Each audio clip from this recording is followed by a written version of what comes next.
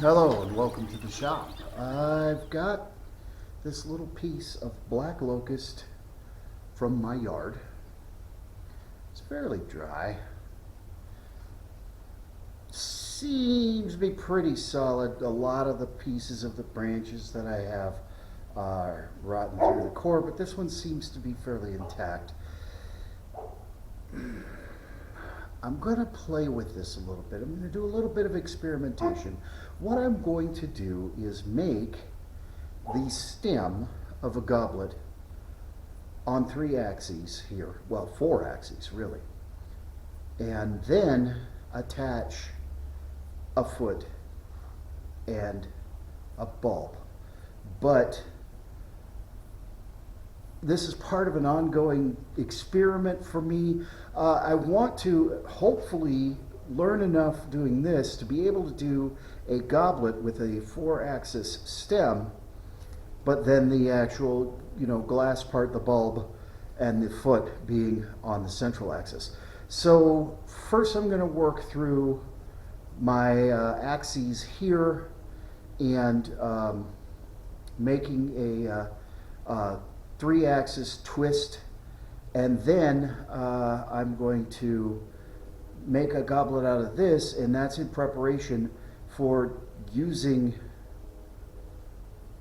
a larger piece of wood, probably not Black Locust, and doing the same thing but doing it all in one piece. The challenge is not necessarily making the 3-axis twist, it's doing it all in one piece. That's what's going to be challenging. But before I get to that, I need to look at the 3-axis twist again, which I've done in the past, and just make sure I'm very clear on the steps and on getting that done so that it won't come apart on the lathe. So stick with me. This might be a little bit of a lengthier video, I'm not sure.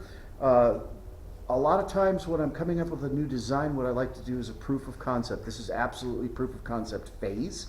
But I'm hoping I'm able to come up with a process that's repeatable, and I can create something that maybe I have available on a regular basis. So stick around, let's see what we can do.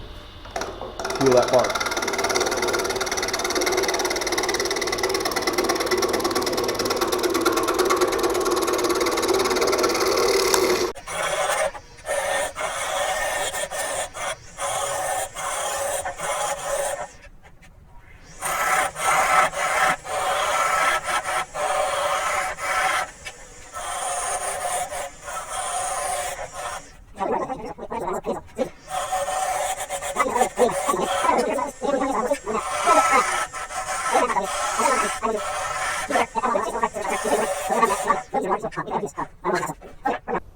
And basically the same diameters. What I need to do is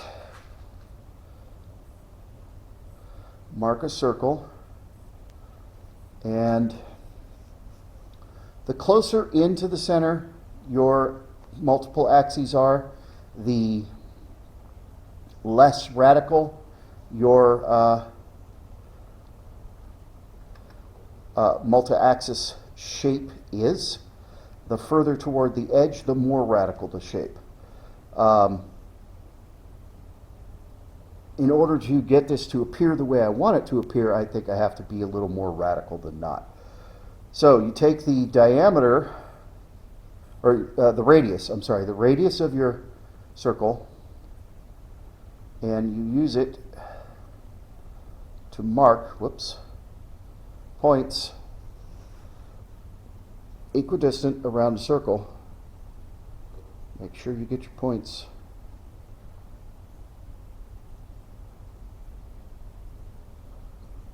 on the circle.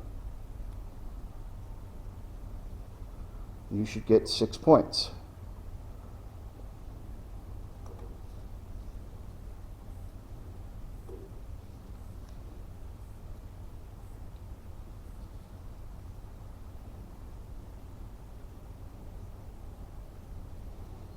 One, two, three, four, five, 6.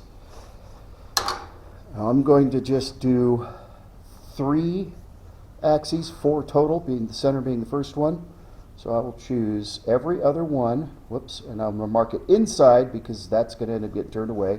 So 1, this one is 2, this one is 3. And it's important to remember where these are. So I'm actually going to put it back between centers.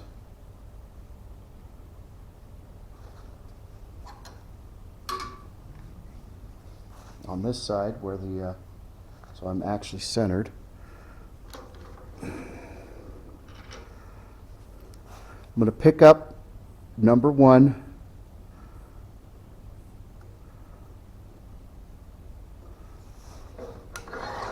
I'll bring my tailstock, which is parallel,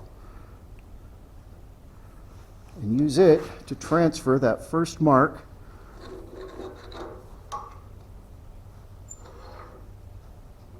to the bottom.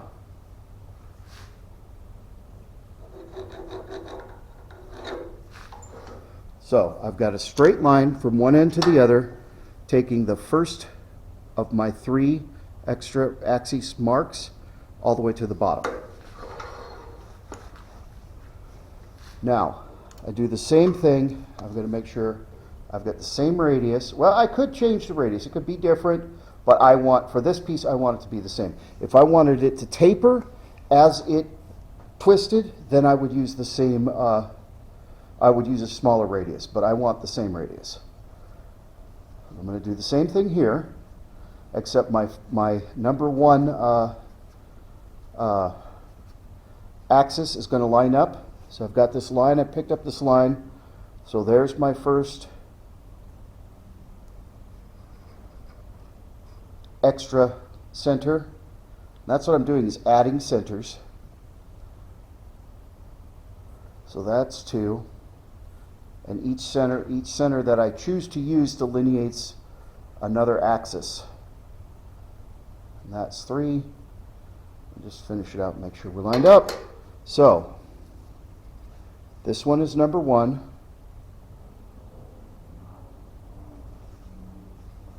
And we need to go in the same direction. So this one is number 2.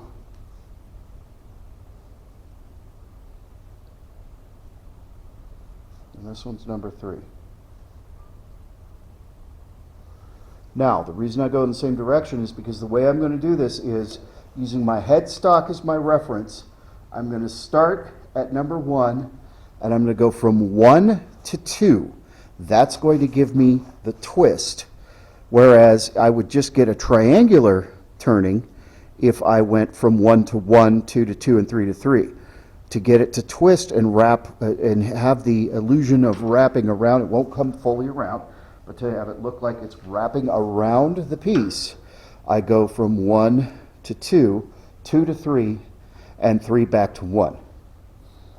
That's set in there pretty good. Start it slow. There we go.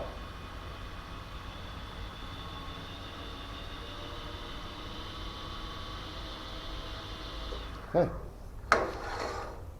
Now this is tricky. I have found on multi-axis like this, especially where you're twisting it, that it's best to start in the center and work your way out. It's the safest cut, let's say. Always by hand, make sure that you're not going to hit your tool rest.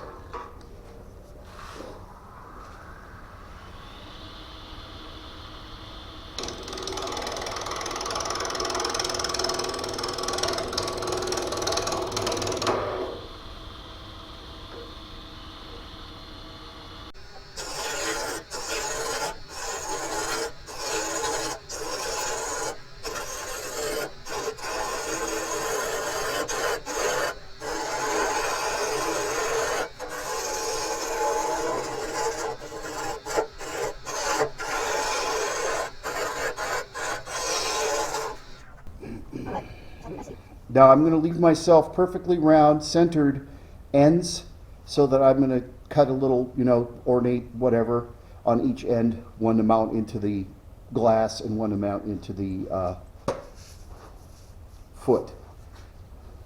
I'm going to kick the speed up a little bit. See if I can make a couple of nice, really smooth passes.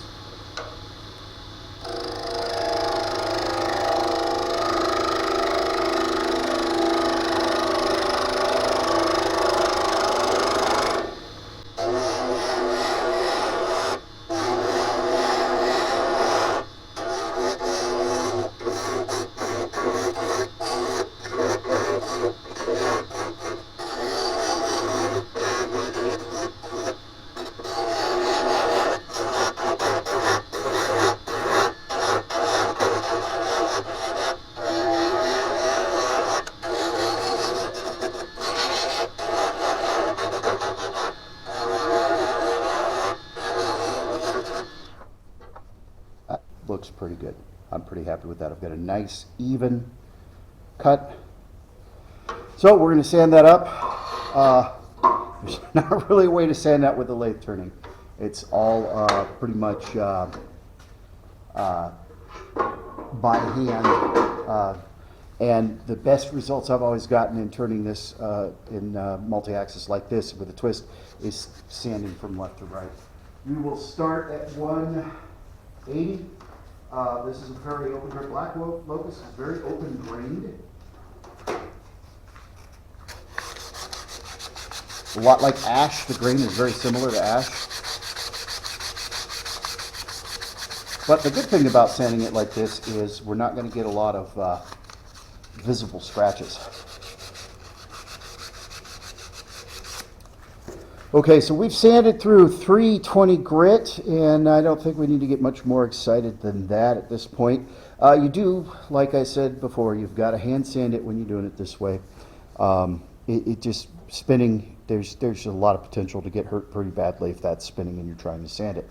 So now, like I said at the beginning, we're going to advance axes.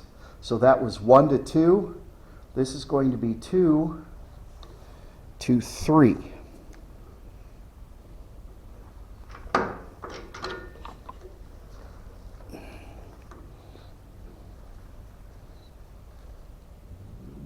sure we're right where we need to be. All right, we're going to slow the lathe down and spin it up. It is looking like it's going to be good to go. A little bit of shaky.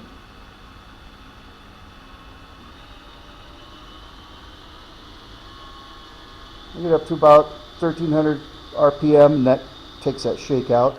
That's not a recommendation for the speed to turn this. Just turn it at what you're comfortable with. Don't do, well, JJ said 1300. Don't do that. Do what you feel comfortable and safe with.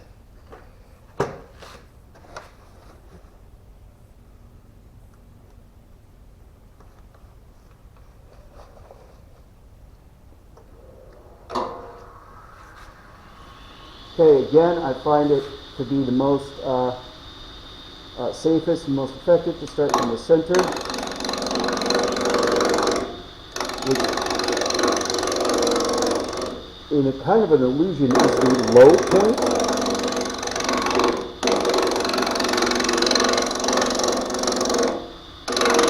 It is the point that is furthest away from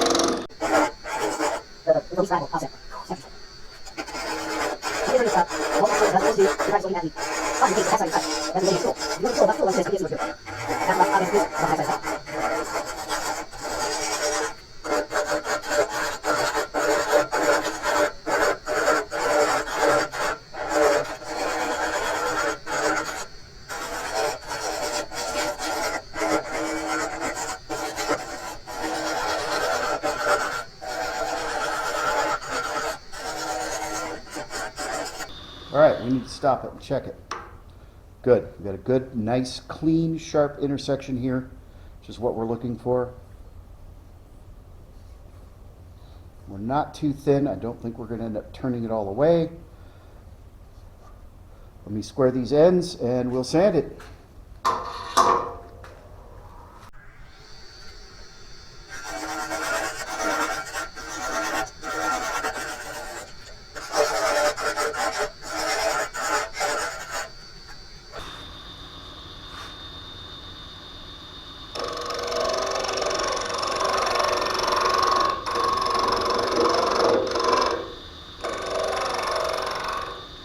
I will tell you when you're doing this, the higher speed you're comfortable with, the better.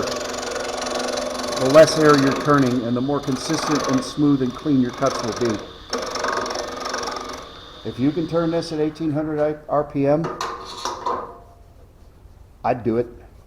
In fact, I probably can. The third axis I probably will turn at 1800 RPM.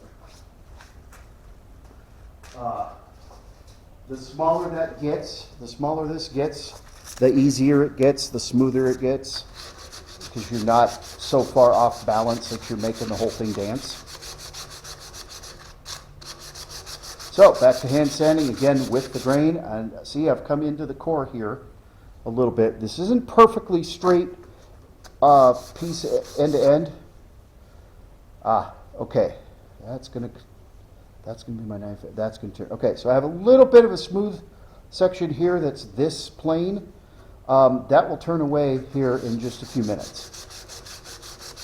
But that tells me I didn't get too far through, and I'm not going to turn it in half and blow it apart. Or I shouldn't anyway. It's always a possibility when you're doing this. But back to hand sanding, we'll get back up through 320 grit. Come back for our third. Okay, so our second axis is sanded up to 320. Now that was 2 to 3, so we're going to change axes again. We are going to go 3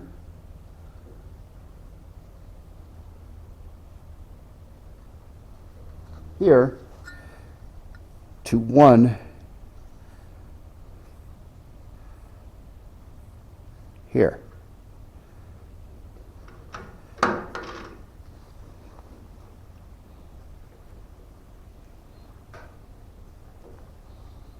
Start slow.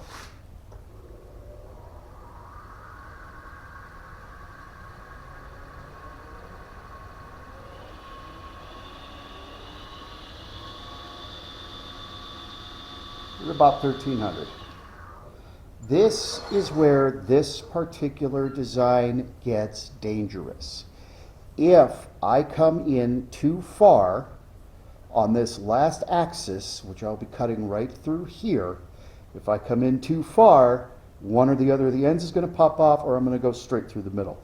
Here is where I have to be careful. I have to look for this edge and make sure that I basically am seeing a circle, a disc on the ends. That's when I know to stop, is I'm going to be watching my ends and watching my disc. Now, a thing that I can do, I think, to give myself a limit is bring my parting tool in now and establish those ends and then just turn down to them. Let's try that out. I haven't tried that before, but I was just thinking about it, and that might work. Very carefully, very gently, take your time.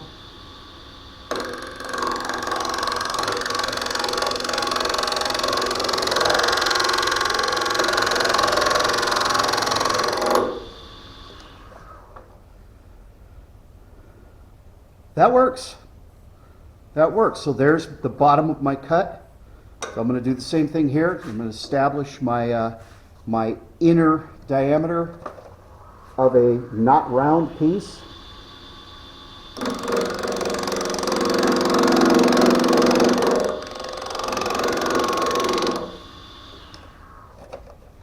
Peek at it here. Yes, that was the way to do it. That was the idea. So you can set your edges on your third axis. You could set your edges by just coming in with a parting tool, and then I should be able to get that third facet without going through and blowing the piece up. Again, starting in the center, the low point, and I'm watching the back side, and I'm going to very gently bring my cut down to that channel I made.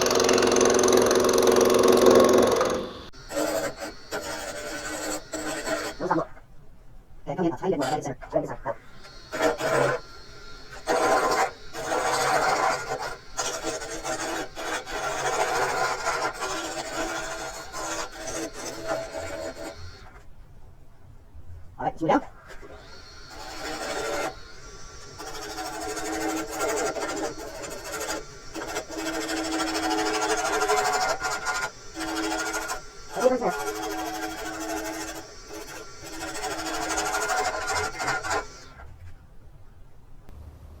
Ooh, I love it. I love it. I love it. Okay, so I've got a pretty good smooth even cut here.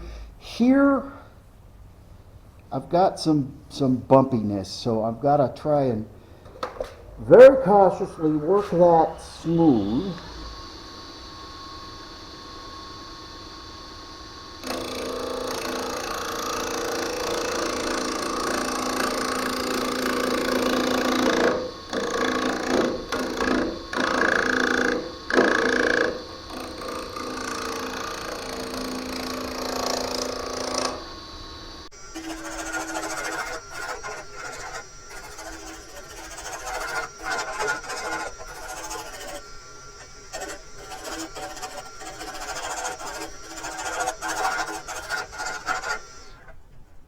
Nice. That's simple. So again, we'll start at 180, go up to 320. Make sure we have nice sharp. See, these are sharp. We want to definitely smooth those out a little bit. They don't need to be so sharp that they would, if you pick it up, that they would cause discomfort. So I'll soften those edges. I want them crisp, but I don't want them sharp. And then we'll put it back between centers, clean up these ends, and prep them so that it can be then mounted into some kind of goblet foot and bulb. That I'm still working on. I'm still working out where that's going to go. So this answered the first question I had, which was, do I need to put this cylinder in some kind of glue blocks in order to get a good twist?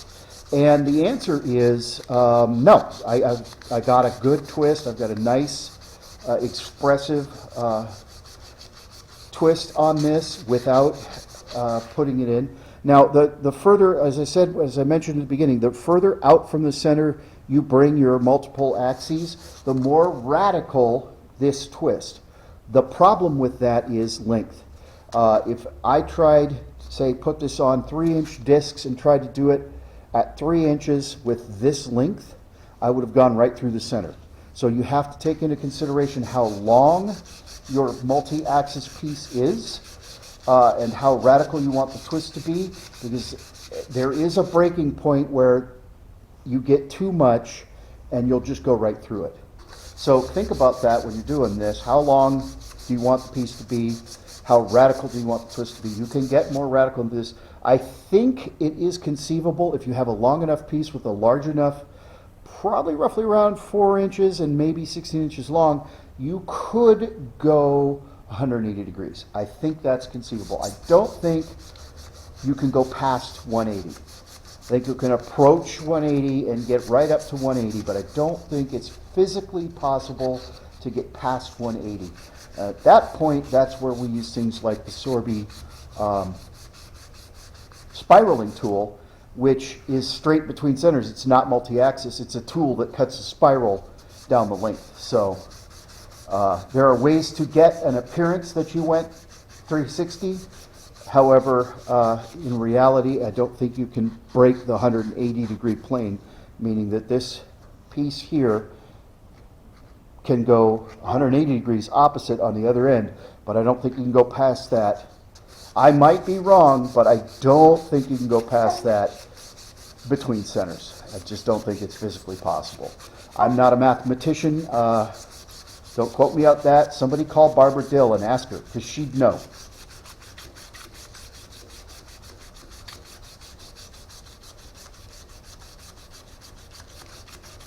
All right, we're going to clean it, step up the grit, we're going to sand that up to 320 and then put it back. Okay, so we're all sanded up to 320. This is the stem or the shaft of the piece done. We're just going to go back to our primary axis, our first axis. So this has been turned on 4. We're going to go back to between centers, and we're going to do something here. We're going to dress these ends up a little bit, make it ready so that I can then just glue one end. I think this is going to be the top and this is going to be the base. So one end into a foot and one end into a globe.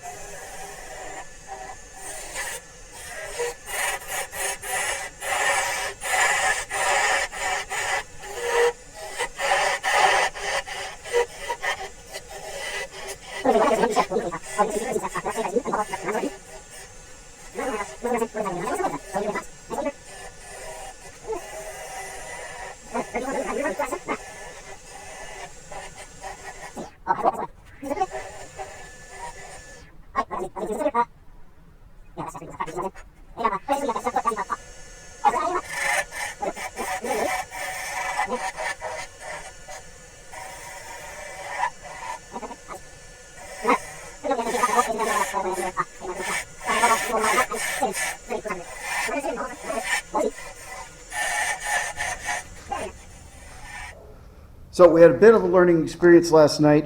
We learned that the stem center drive center is not going to hold adequately, strongly enough for multi-axis turning in this shape. It's fine for long, like the stem. I used the stem center, it was fine, but it just couldn't hold the width and maintain the friction, just the constant impact of the strangeness of the shape, so it slid. So I'm revising my design for the sake of time, and we're just going to do a more traditional chalice shape to mount onto the 4-axis stem. So I need to establish a tenon, get this into a chuck, put a tenon on the other end. Actually, this is going to be the top, and this is where I need the tenon, so I can put a tenon on this end, drill a recess of 5/8 for the tenon on the stem, and then we'll just turn a regular chalice. Let me get this good and tight. Almost perfectly close enough. Not going to hurt us to not be perfectly squared up. We'll just square it up.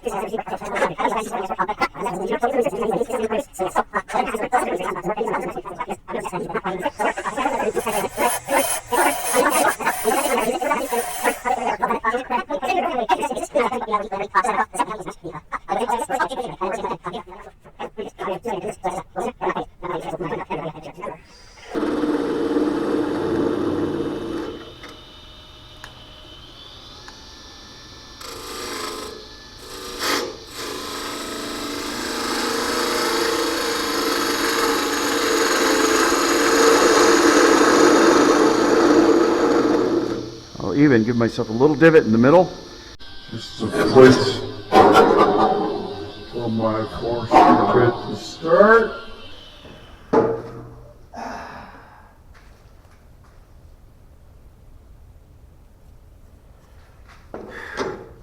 Spalted hickory, man. This shit is on the verge of not being usable. This is a close call with this piece of wood. That's okay. We will manage.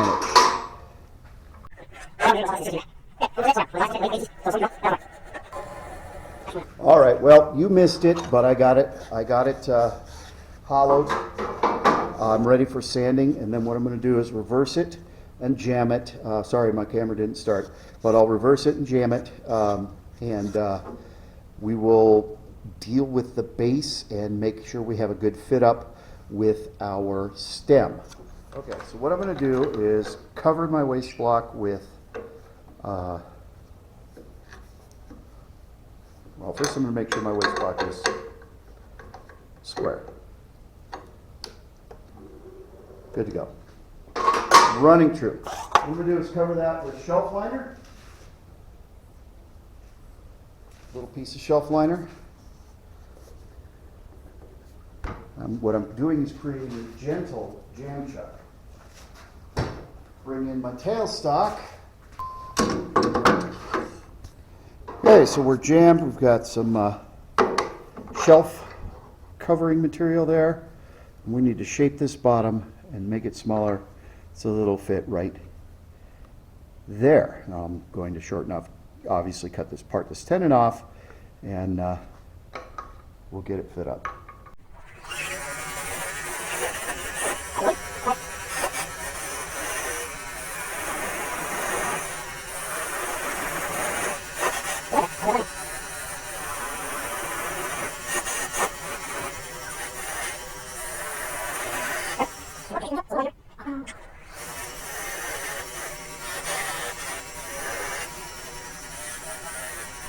Okay, so we're at 5/8 of an inch on our tenon up here. I'm going to make this tenon the same. This is where the foot of the little goblet is going to go. So I'm going to take a 5/8 inch crescent wrench here, box wrench.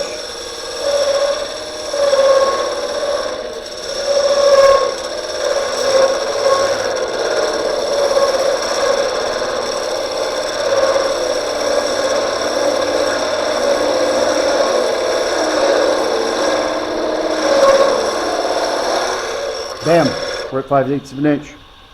It's that easy.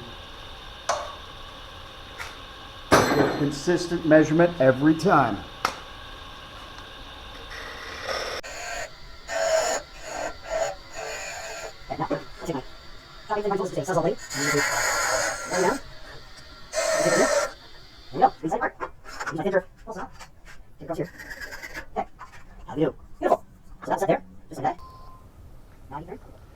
Got another piece of hickory.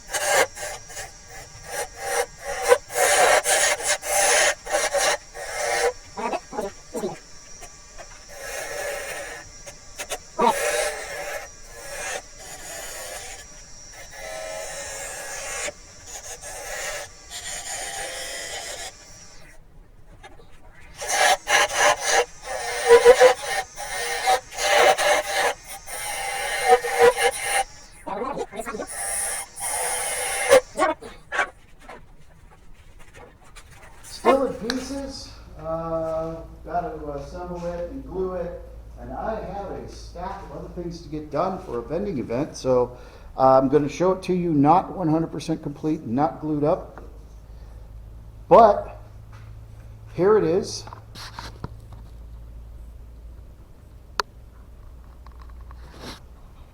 The 4-axis stem is Black Locust. The goblet and foot are spalted hickory.